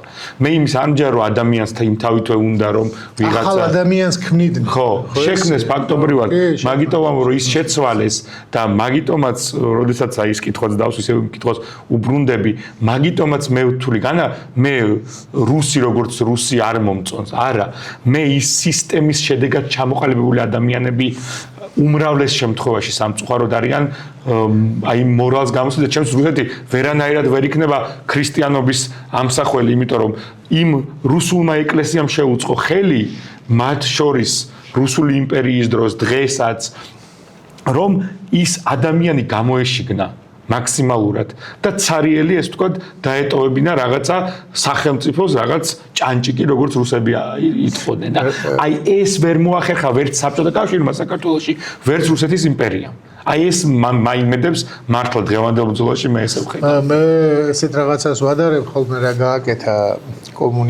კომუნიზმმა და საერთოდ ამ რუსულმა იმპერიამ რა გაგვიკეთა ადამიანი კი ვერ შეცვალა ნუ ცნობიერება შეუცვალა და რაღაც ისა მაგრამ აი მაღალი გამავლობის მართლა მაღალი გამავლობის ჯიპები რო არიან ანუ იმათ სპიდომეტრზე აწერია ისა 220 მაგრამ ძრავში უყენია რაღაცა და 170-ზე მეტით ვერ მიდის აგდებს ხო და სუსტად აი ესე გონებაში ჩაუყენეს ადამიანებს რომ ის მაქსიმუმი არ განევითარებინა რაც ადამიანს შეუძლია და აგდებს რა ცნობიერება ვერ მიდის აი ვერ აზროვნებს აზროვნება შეაწყვეტინეს იმდენად სიცრუეების მანქანა იყო და ამიტომ აი რაც შეეხება იმას მინდა რომ საბერძნეთი რო უთქვამს ხალხს კი ეს ეროვნულად შესაძლებელია მაგრამ ეკლესიურად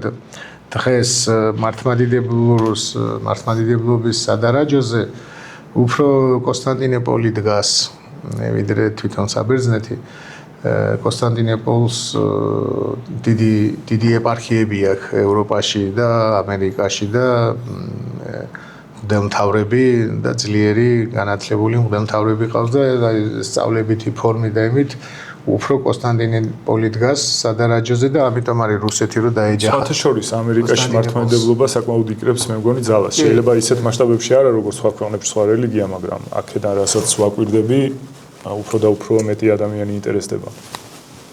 ადგილს. მე მინდოდა მეთქვა აი სახელმწიფოსთან დაკავშირებით რა ლევან შენ რო ახსენე. ჩვენ ეგეთი შემთხვევა გქონდა საბერძნეთში, როცა არსებობდა პოლკოვნიკების რეჟიმი, მათ ჰქონდათ ესეთი სლოგანი: მამული, რელიგია და ოჯახი.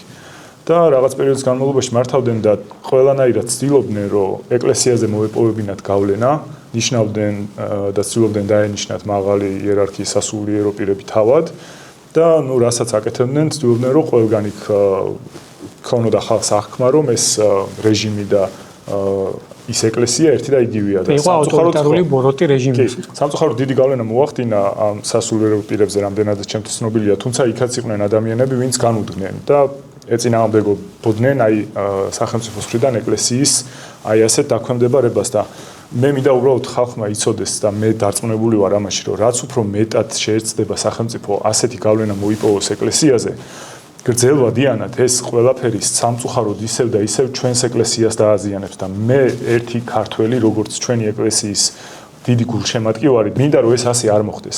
მე საბერძნეთში რეჟიმის ცვლილებასთან ერთად მოხდა ის რომ ადამიანების რაღაც დიდ რაოდენობაში ეკლესიასაც ეკლესიის სადმი ნდობაც შედარებით ქვემოთ ჩამოვიდა, იმიტომ რომ იმ ნაწილში რა ნაწილშიც ასოცირდებოდა რეჟიმთან, ხო? მაშინ კონკრეტული სასულიერო პირები რეჟიმისადმი უარყოფითმა განწყობებმა იქაც პოვა ასახვა. მე არ მინდა რომ ესე მოხდეს და ამიტომ დიდი მადლობა თქვენ და კიდე სხვებსაც ვინც ამბობს იმას, რაც შეიძლება არ იყოს ნამდვილად არ არის კომფორტული და მოსახერხებელი სულ მცირე ესე სარისკო და საშიშიც კი არის ზოგ შემთხვევაში. ეს არის გრძელვადიან პერსპექტივაში ჩვენი ეკლესიისადმი ნდობის ხელახლა მოპოვების და რანდობაც აქვს იმ ნდობის უფრო მეტად გაძლიერების იმედი, ასე ვთქვათ. იმედი, რომელიც დარწმუნებული ვარ, რომ ხორცს შეისხამს. დარწმუნებული ვარ. ერთმანეთს ბევრი ვისაუბრეთ, ესე ვთქვათ, ზოგად ქრისტიანობაზე, სახელმწიფოზე, მორალზე და ასე შემდეგ. ზოგადად თქვენს მიმართ ახლა არის აგორებული საკმაოდ მძლავრი კამპანია. მე გამოვლილი მაქვს ეს პირადად და ვიცი რამდენად მძიმეა, თქვენ შემთხვევაში განსაკუთრებით წარმომიდგენია, თქვენ შემთხვევაში უფრო მეტი და დიდი სიმძლავრის არის და თქვენ თვითონ რას ფიქრობთ ამის შესახებ? მესმის ალბათ ისეთია ძალიან საინტერესო კითხვაა და მე ძალიან საინტერესო სწავლებას გეტყვით. ძველ აღთქმაში კი ეწერა გიყვარდეს მოყვასი შენი. ქრისტეს სწავლების უმთავრესი ნაწილი არის ორად დაყოფილი, გიყვარდეს ღმერთი შენი, გიყვარდეს მოყვასი შენი, ამაზეა მთელი 10 მცნება დაყვანილი, ორ მცნებაზე. და ბოლოს ეუბნება, მე ეუბნება გიყვარდეს მტერი შენი, ეს ახალია, ახალი აღთმის ძველში არ ეწერა. ანუ ორ სიყვარულზე ეწერა, ანუ ნათქვამია ქრისტეს, გიყვარდეს მოყვასი, გიყვარდეს მტერი და უკვე ჯვარცმის წინ ეუბნება ახალ ცნებას გაძლევ თქვენ, გიყვარდეთ ერთმანეთი. ანუ ერთმანეთის სიყვარული გამოდის, რომ ახალი მცნებაა. ანუ სხვა არის მოყვასის სიყვარული, სხვა არის იმის მტრის სიყვარული, სხვა არის ერთმანეთის სიყვარული. და არის უფრო ამაღლებული, უფრო ახალი და უფრო დიდი. კერძოდ რას ნიშნავს ეს? ძველი ფილოსოფოსები ამბობდნენ, კერძოდ არისტოტელე ამბობდა, მეკოთნეს მეკოთნისა შურს. ანუ მოციქულებს ეუბნება, რომ ერთმანეთის სიყვარული ძალიან რთულია, მაგრამ თქვენ უნდა შეძლოთ. იმით გიცნობდნენ თქვენ, რომ ჩემი ხართ. როცა ერთმანეთი გეყვარებათო. საერთოდ თანამე პროფესიის, თანამე პროფესიის შურს. ექიმს ექიმი ჩაძერვა უნდა. ფრინავს ფრინავის. თვითონ უნდა მაგარი იყოს. მოდელს მოდლის ეპისკოპოსის, ანუ ეპისკოპოს მოდლის, ან ვინც კი გამოჩნდება რაღაცა თუ რაღაც მასზე უფრო სწორი თქვა, უცებ ხდება დაჯახება და ეს არ არის ქრისტიანული. არაფერი არ გამიგეთებია მაგ ეკლესიის საწინაპირე კი ეკლესიას უბრუნებ ხალხს. ხალხი გახარებულია და ამბობენ რომ თქვენ დამიბრუნეთ ეკლესიისადმი რწმენა. ეს ყველა ეკლესიის ყველა მღვდელმთავარს უნდა მოეწონოს. თუ მას ხალხი უყვარს და უნდა უყვარდეს. თუ არ უყვარს არც უნდა იყოს ეპისკოპოსი და არც უნდა იყოს მღვდელი. და თუ ხალხი უყვარს მაშინ მას უნდა უხაროდეს რომ ის ხალხი ეკლესიური ხდება ჩემი სიტყვით. გახარებული უნდა იყოს. ხო, ხალხი ხო უნდა გიყვარდეს. და თავრობები მიდიან და მოდიან. ხალხი რჩება. ხალხი რჩება, ჩვენ ეკლესია რჩება. მესმის მე ხალხ ეკლესია არასოდეს არ უნდა უპირისპირდებოდეს თავრობას. არ არის ეკლესია ოპოზიცია მთავრობის, არა. მაგრამ არც ესე მთავრობის დანამატი არ უნდა გახდე. და დღეს საქართველოში ეკლესია გახდა მთავრობის დანამატი. ერთ-ერთი დანამატი რაღაცა მისი რა, ხო და მთავრობის მაქებარი. რის გამო? რაღაცა პიროვნული რაღაცა გადარიცხვები და რაღაცები და ეგ ახლა ეს 30 ვერცხლი დაყარა იუდამ მერე. არ გამოადგა. და ხალხის გაყიდვით მოპოვებული ფული არ გამოადგება არავის. ამიტომ ჯობია ყველაფერზე ხელი აიღონ, ვინც მე დამიპირისპირდა და ვინც მიპირისპირდა, ამიტომ რომ მე სცადეს რომ რაღაცა რელიგიურად დამპირისპირდებოდნენ, მაგრამ რელიგიურად მე არ უშვებ ისეთ შეცდომებს. ახლა უცდომელი არავინ არის. მაგრამ საერთოდ მინდა განმარტო და მათაც უთხრა რომ მწვალებლის დაძახება არ შეიძლება ადამიანისთვის, მღვდლისთვის, ეპისკოპოსისთვის თუ ერისკაცისთვის შეცდომის გამო. თუნდაც რელიგიურად სწავლებაში შეცდომა რო დაუშვას ის ჯერ კიდევ მწვალებელი არ არის. უბრალოდ შეცდომაშია. მწვალებელი არის ადამიანი, რომელსაც მთელი სინოდი შეიკრიბება და დაუმტკიცებენ, რომ ეს არ არის სწორი სწავლება, ის მაინც გაჯიքდება თავის იმაზე სწავლებაზე და იტყვის, რომ არა მე ესე მწამს. როგორც არიოზი ამბობდა, რომ ქრისტე არის შექმნილი და ქრისტე არ არის მამის თანაერთარსი. და ამიტომ იყო ის მწვალებელი, რომ მთელი ეკლესია ამხელდა და ის მაინც თავისას იძახა. მე ხდება ის მწვალებელი, თორე ეხლა რაღაც სწავლებაში რაღაცა შეცდომით წმინდა მამებსაც აღდგას. უდიდესი მამები არიან. აი მაგალითად ყველაზე მძიმე შეცდომა გრიგოლ ნოსელს აქვს, რომ იმ 1000 წლის მერე, ანუ მეორედ მოსვლიდან 1000 წლის მერე მთელი ის ცხონდება. რაც ეკლესიამ არ მიიღო, ყველა მთელი ჯოჯოხეთი გადარჩება, ანუ ყველა ადამიანი გადარჩება და ყველა იქნება ღმერთთან და ეკლესია ამბობს არ არის ესე, ქრისტე ამბობს ის მარადიული იქნებაო. მაგრამ ის გრიგოლ ნოსელს უწოდეს მამათა მამა. ანუ იმდენად დიდია. თუმცა ესეთი შეცდომა ვერ თქვეს, არა მაქვს მე ეს შეცდომა და იქ ჩემი სწავლებითი შეცდომა არავის არ აწუხებს, უბრალოდ მე რახან ხალხს დაუდეხი ამან შეაწუხათ. და მთავრობიდან წავიდა დაკვეთები ალბათ ამან შეაწუხათ, თორე ეხლა მე ამას ვასწავლი თუ იმას ვასწავლი, არავის არ აინტერესებს, იმიტომ რომ საქართველოს ეკლესიაში რა ვიცი, ეხლა იმდენი მღვდელი გამოდის და იმდენ რაღაცებს ბოდავენ. არა მეხმას არ იღებს. მაგრამ მე რომ ხალხის ხარდაჭერა გამოვხატე, ამან შეაწუხათ და ეს ნიშნავს იმას, რომ მთავრობასთან არიან დაქორწინებული და ეგ არ არის მთავრობის დანამატი ეკლესია არ უნდა გახდეს. ეგ არის ჩემი პასუხი ყველას მიმართებაში და მე არაფერს არ ვაკეთებ არა ეკლესიურ სპირიკით. ზოგადად ქრისტიანობა ისეთი რელიგიაა, სადაც განსხვავებით ისლამის ცალკეული მიმართულებებისგან ყოველთვის არის ცალკე მყოფი სასულიერო კანონები, ასე ვთქვათ, საეკლესიო და ცალკე საერო კანონები. ხო, ამათი შერწყმა ისე რომ ერთი მართველი ყოფილიყო, არ ვიცი და ქონოდა მართვა როგორც სასულიერო, ისე საერო ცხოვრებაზე, ესეთი შემთხვევა არ ქონია. ნუ მით უმეტეს მართლმადიდებლობაში ალბათ, იმიტომ რომ დასავლეთში პაპის ინსტიტუტი უფრო ძლიერი იყო რაღაც პერიოდში და დიდი გავლენაც ჰქონდა, მაგრამ ჩვენთან ესე არ იყო.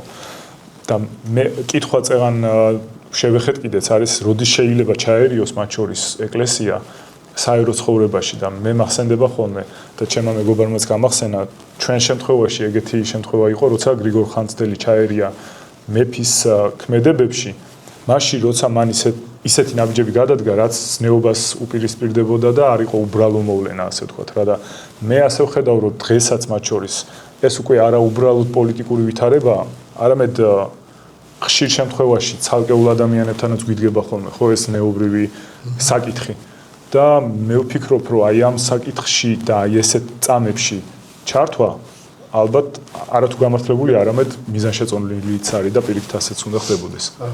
როდესაც ეკლესიას არ აქვს ის ბერკეტი რომ შეამოწმოს და გადაამოწმოს როგორც ხოროს თბილისის მერი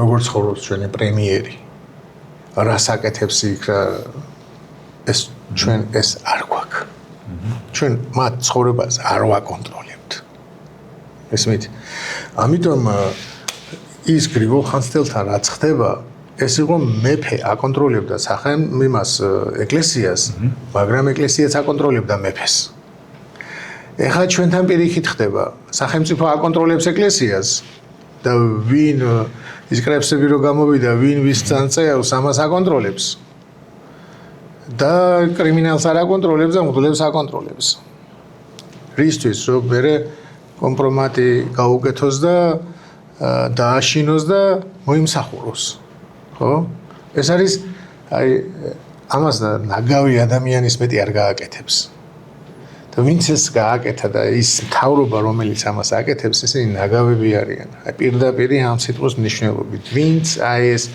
ეს კომპრომატებით ითხრევს სხვა სიტყვას ვერ ვიტყვი ღვთისმსახურებს და რატო შენ ღვთისმსახურთან უნდა იყო იმით რომ ღმერთს მიუახლოვდე და არა ღვთისმსახური დაიახლოვო რას მოგცემს აი რას მიცემს ნებისმიერ თავრობის წევრს რომ ეპისკოპოსი მას ახებს არაფერს არ მიცემს განა ამიცხონდება მაგრამ მათ ღმერთი არ ასწამთ ესმით ამიტომ ეს არ უნდა ხდებოდეს ეკლესია უნდა აკონტროლებდეს მათ მხრივ თავის თავს და რაც შეეხება ეკლესია როდის შეიძლება ჩაერიოს ეკლესია ყოველთვის უნდა ჩარეული არის და უნდა იყოს სოციალურ ცხოვრებაში ადამიანების აი მაგალითად ანტონ ჭყონდიდელი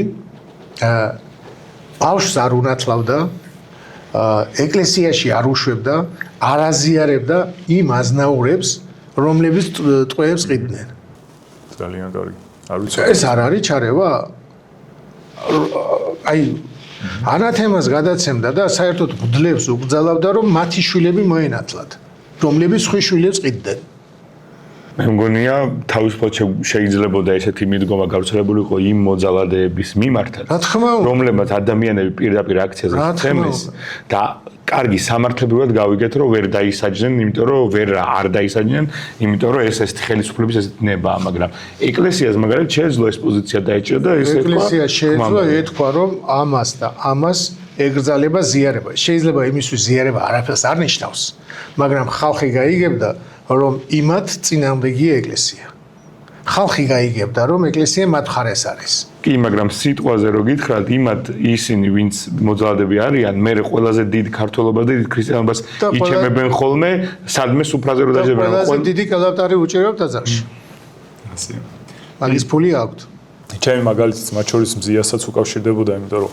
ყველა ამბობს და მე ვეთანხმები ყველას აი ასე არის ზოგადად რომ ჩვენ ვართ ქართველები ვართ კავკასიელები და ვართ ევროპელები რა ზოგჯერ რახან გამოტოვებული არის რეგიონი ეგ თითქოს ზოგიერთი ისე აღიქვამს რომ ჩვენ აქედან გაქცევა გვინდა ან რაღაცა ამოგლეჯვა საქართველოსის და სხვაგან გადატანა ეს ასე არ არის და ზუსტად იმიტომ რომ ქართველები ვართ და კავკასიელები ვართ მე ვეთანხმები ხოლმე ხშირად ჩემო წინააღმდეგეებს რომ ჩვენ გაგვაჩნია ზოგჯერ განსხვავებული და თავისებური კულტურა როგორ შეიძლება მოექცეს კაცი ქალს მოყვას და ასე შემდეგ რა შეიძლება გავაკეთოთ რა არა და ეგეთი საკითხი იყო მათ შორის ჩვენთვის განსაკუთრებით ჩვენი ზნეობისთვის მიუღებელი ახლა პირდაპირ ვიტყვი რაც მოხდა მზია ამაღლობელი შემთხვევაში ხო და ეს თან ისეთი საკითხია რომელიც არა მხოლოდ უბრალოდ ერთ ადამიანს ეხება არამედ ეს საერო საკითხიც არის იმიტომ რომ ქვეყნის ბედის გადაწყვეტის მომენტში ხდება ესეთი ზნეობრივი საკითხები. მზიას ამბავიც არ იყო რაღაცა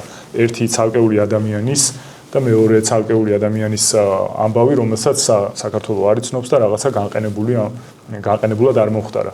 ამიტომ გონია რომ სწორია რომ ესეთ ზნეობრივ მომენტებში, როცა ქვეყნის ამბავი არის ჩართული, ხო და მნიშვნელობას იძენს, შეგვიძლია რომ ვთქვათ, რომ კი, ალბათ კი არა კი, უნდა ჩაერიოს.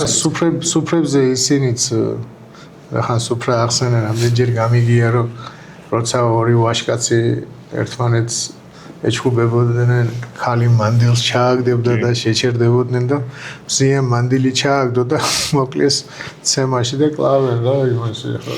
ეს ახეში აფურთხეს და ანუ იმდენად არაკაცური საქციელია და მე ის კაცი რო საერთოდ რო ახლა შიდა იმებში ვიცი მითხეს კიდეც რომ მას დაცინიან ამის გამო. იქაც არის ახლა ადამიანები არ არსებობს რო არ იყოს უბრალოდ რაღაცეების გამო შეიძლება თავის შეკავება უწევთ ჯერ ზოგადად რა აუცილებლად იმიტომ რომ არ ვიცი ახლა მე დღეს გაანთავისუფლის ლელოს ისინი სასწრაფოდ უნდა გაანთავისუფლო მზი აი როგორ შეიძლება ეს როგორი სიძულვია დაუჯერებელი ან ნინო მასწავლებელთან აი როგორი მართლა მასწავლებელია რა ეგ ცხოვრებით ასწავლის. კი ეს ყველაფერი ჩემთვის ყველაზე აი კარგი ილუსტრაციაა ბოდიში, რომ აი როდესაც აი თითქოს რთულია რომ გაარკვიო სად არის სიმართლე და სად არის ჭეშმარიტება და სად არის ტყუილი, ხო? და სად არის ბოროტება, სად არის სიკეთე. უნდა შევხედოთ აქეთ მინიდებნებიან, ყველაზე კარგი მაგალითი ეს არის ხოლმე, ხო? თქვენი მაგალითი მოყევით ხო რა აი რაღაცა თქვენი ამ საუბრის გამო რომ თქვენ პრობლემები გექნება ის ვინც იქით პოზიციაზეა იქით ხო არავის პრობლემა არ ექნება და ეს ყველა ასე თქვათ მიმართულებაზე და ყველა საქციე ყველა შტოში ესე არის გინდა თვითონ ხელისუფლებაში გინ საჯარო მოხელეები ვნახეთ რომ სიმართლე ლაპარაკებს გაათავისუფლეს და ყველგან ასე თქვათ კულტურაში და ყველგან და მე ვფიქრობ ეს არის ყველაზე კაფე თუ ვინმეს კიდე რამე შეკითხვა სად არის სიკეთე და სად არის ბოროტება ნუ შევხედოთ ამაზე ვინ იდევნება ძალის მიერ და ძალაუფლების მიერ და ვინ არის სარგებლობს და რაღაცა პირიქით რაცა მატერიალურ სიკეთეს იღებს იმის გამო რომ აი ამ ხარეს არის ეს არის ერთ-ერთი ჩემი აზრით ყველაზე მკაფიო ილუსტრაცია ამ ყველაფრის. ეს დღეს ხდება? მოკლედ. მე დღესაც არ ვიცი. დღესაც არ ვარ დარწმუნებული რომ გადაურჩები ამ მოვლენებს. აუცილებლად გადაურჩებით. როგორ შეიძლება შემეშინდეს? აი როგორ შეიძლება შემეშინდეს მიუხედავად იმისა მე არ მაქვს შინაგანი განწყობა გარანტირებული რომ მე გადაურჩები, მაგრამ მე ვიცი რომ ეს იდეა გადარჩენილია. საქართველოს თავისუფლების იდეა გადარჩენილია და აკაკის სიტყვები რომ ილიას რო უთხრა თუ საქართველოს სიკვდილი უწერიაო, რა კარგია მაგაზე ადრე რომ მოგვდიო და თუ სიცოცხლე უწერიაო, შენ მასთან ერთად ყოველთვის ცოცხალი იქნებიო. აი ეს არის აი მთელი ქართველის მთელი ყველა გმირის ფუნდამენტი რომ საქართველოსთან ერთად ცოცხალი დარჩეს და ჩემიც და ამიტომ მე ახლა თქვენ არ გეშინიათ სიკვდილის ახალგაზრდა ბიჭებს როგორი გოგონები გუშინ წინ რა უქნეს პატარა გოგონებს პატარა მებს საქართველოს დედებს მომავალ დედებს რას უშვებიან და ახლა მე გადავრჩები თუ არა მაგაზე არ ვფიქრობ საერთოდ არ ვფიქრობ ერთი კარგი რაღაცა მინდა თქვენს გითხრათ და ოპოზიციასაც უთხრა რომ ერთმა ტელეფონი რო ვიყიდე იქ მასწავლეს რომ ახო რაღაცებში რო შეხვალო ფანჯრები არისო ღია და ტელეფონიო თუ ესენი თუ არ წაშალიო მოლოდინის რეჟიმში თუ არისო მალე ჯდებაო აი ყველა ოპოზიციონერი ყველა იქ ვინც დგას ყველა უნდა გათიშოს მოლოდინის რეჟიმი ანუ პირადი მოლოდინის რეჟიმი სად იქნება რას მიიღებს როგორ ყველას რეჟიმი უნდა იყოს საქართველოს თავისუფლება საქართველოს დამოუკიდებლობა აი ამ რეჟიმში უნდა მუშაობდეს ყველა ოპოზიციონერი და არა თავისი პარტიის რეჟიმში ჩემი პარტია გადარჩება თუ არა საერთოდ სახელიც წაიშალოს მისი პარტიის რა საჭიროა თავარია საქართველოს სახელი არ წაიშალოს თავარია საქართველო იდგეს ფეხზე და თავარია ჩვენ გადარჩეთ და როგორც ერი გადარჩეთ იმიტომ რომ ეს პრობლემა დგას დღეს მე არასოდეს არ ჩავერეოდი ეს რო იყოს ოცნებასთან ან ნაციონალებთან რაღაცა ჭიდილი და ის რომ ერი არ დამოუკიდებლობა არ გვეკარგებოდეს და ერი რო არ იღუპებოდეს და ქვეყანა რო გადასარჩენი არ იყოს ამიტომ არის აი დღეს ყველა ქართველი უნდა ფიქრობდეს მე თუ არა ვინ მე თუ არა ვინ უნდა დაეხმაროს საქართველოს. ყველა უნდა ფიქრობდეს ასე. ოპოზიციონერი, არაოპოზიციონერი და თვითონ ქართული ოცნების ამომრჩეველიც. ესე უნდა ფიქრობდეს, რომ მისი გადასარჩენია საქართველოს, იმიტომ რომ მათ ზურგზე იქნება რამე თუ დაგვემართა. მათ ზურგზე იქნება და მათ სინდისზე იქნება, თუმცა მე ვიცი რომ საქართველოს განთავისუფლდება და ჩვენ მივახცევთ. აუცილებლად. უდიდესი მადლობა ამ შვენიერი საუბრისთვის. მე დარწმუნებული ვარ, მომავალში გვექნება შესაძლებლობა რომ ვისაუბროთ სხვა ფორმატებშიც, ჩვენს გადაცემაშიც რა თქმა უნდა და უდიდესი მადლობა ამ სტყობისთვის და იმ საქმისთვის პირველ რიგში რაც თქვენ აკეთებთ. მართლა გულწრფელი დიდი მადლობა ყველაფერს რაც აკეთებთ. მადლობა თქვენ, აი თქვენ ახლა რაც გააკეთეთ, თქვენ თვითონ იყავით რაღაცაში, ხო დაინტერესებული რომ აი რას გეტყოდით, როგორ გეტყოდით, გიორგი თვითონ იყო დაინტერესებული, აი თვითონ უნდა მას ეს გაიგოს, ხო? აი რაც თქვენი თავისთვის გინდათ, ის გამოადგება სხვას. ერთმა მთხოვა ხატწერის წიგნი. და მივეცი ძალიან მაგარი რა, ძალიან ძვირიანი და ძალიან მაგარი წიგნი მივეცი და ესე შემომითვალა, გაუგზავნე და ესე შემომითვალა, რომ ეგო შენ არ ჭირდებოდაო, თვითონ ხო ხატწერი ხარო და ეს ისეთი საჭირო წიგნია და მე ვუთხარი, მე რომ არ ჭირდებოდა ისეთი რომ მომეცა, ის შენთვისაც შენც არ დაგჭირდებოდა მეთქი და მე რომ ჭირდება, იმას რო გაძლევ. ეს ვიცი რომ დაგჭირდება მეთქი და ამიტომ თქვენ რაც გჭირდებათ, რა აზრი გჭირდებათ, რა გაინტერესებთ იმას რომ აწვდით საზოგადოებას, აუცილებლად მიიღებ საზოგადოება. კარგი, დავამშვიდობებით მაყურებელს, შემდეგ შეხვედრამდე ერთ კვირაში კიდევ შემდეგი შეხვედრა გვექნება უკვე სხვა სტუმართან ვისაუბრებთ ქართულ რესპუბლიკაზე, ვისაუბრებთ იმაზე თუ როგორ უნდა გადავრჩეთ და როგორი ქვეყანა გვინდა რომ მივიღოთ საბოლოოდ. დიდი მადლობა. შეხვედრამდე. გაიხარით.